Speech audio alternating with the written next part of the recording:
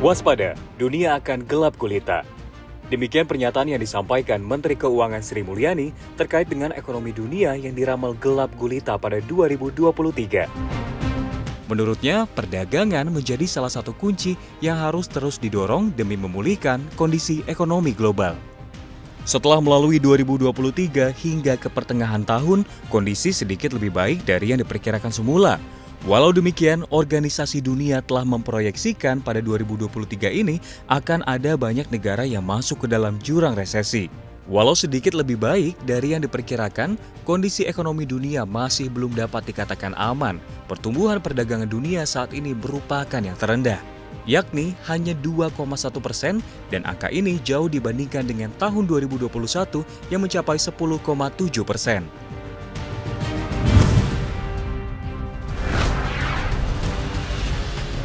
Setelah mangkrak selama 6 tahun, Presiden Joko Widodo akhirnya meresmikan Sodetan Ciliwung di Jakarta Timur. Menurut Jokowi, jika ditotal proyek ini sudah memakan waktu 11 tahun. Proyek Sodetan Kali Ciliwung menurut Jokowi mampu berkontribusi menyelesaikan permasalahan banjir di Jakarta. Proyek Sodetan Kali Ciliwung ini sempat mangkrak 6 tahun lamanya sebelum kemudian dilanjutkan di era Heru Budi. Selesainya proyek ini pun menjadi kado untuk DKI Jakarta yang bulan lalu berulang tahun ke-496. Menurut PJ Gubernur DKI Jakarta Heru Budi, dengan dilanjutkannya proyek Sodetan Kali Ciliwung ini, banjir di Jakarta bisa berkurang 60%. Sementara itu, Presiden Jokowi menegaskan kembali bahwa penanganan banjir Jakarta harus dilakukan dari hulu ke hilir. Sebelumnya, pemerintah juga sudah membangun 2 bendungan di Bogor, Jawa Barat, yaitu Bendungan Ciawi dan Bendungan Sukamahi, hingga melakukan normalisasi Kali Ciliwung.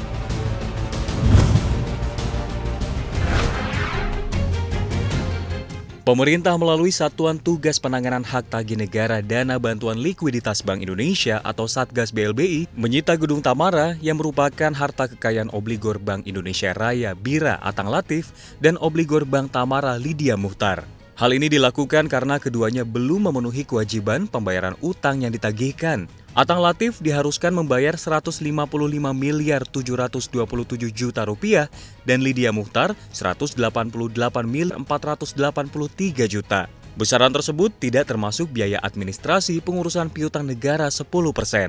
Penyitaan tersebut dilakukan sebagai bagian upaya negara mendapatkan kembali dana BLBI yang telah dikucurkan kepada bank pada saat terjadi krisis moneter.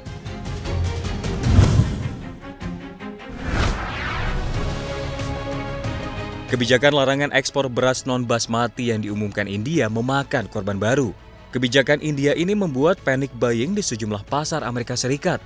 Di Texas, konsumen tiba-tiba melakukan pembelian dalam jumlah besar untuk menghindari kekurangan dan potensi kenaikan harga. Situasi ini terlihat di toko-toko di Dallas-Fort Worth, rak-rak kosong dan antrian panjang terjadi akibat warga ingin menimbun beras. Pemilik salah satu toko kelontong di Texas, Anan Pabari, mengatakan para pelanggan memborong beras, ada yang membeli 12 hingga 15 tas. Sejak 2 pekan lalu, India melarang ekspor beras non-basmati yang menyumbang sekitar 25% ekspor utamanya. Amerika Serikat merupakan salah satu tujuan ekspor penting beras non-basmati India. Meskipun tidak termasuk nasi putih non-basmati organik, pelanggan di Amerika Serikat hampir tidak menyentuh tumpukan beras jenis tersebut.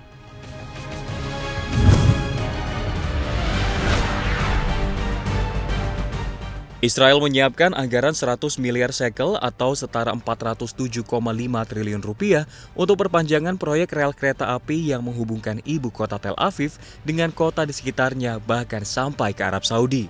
Perdana Menteri Benjamin Netanyahu mengumumkan proyek bernama One Israel Project itu didesain untuk mengurangi durasi perjalanan dengan kereta ke arah pusat bisnis dan pemerintahan menjadi 2 jam atau kurang.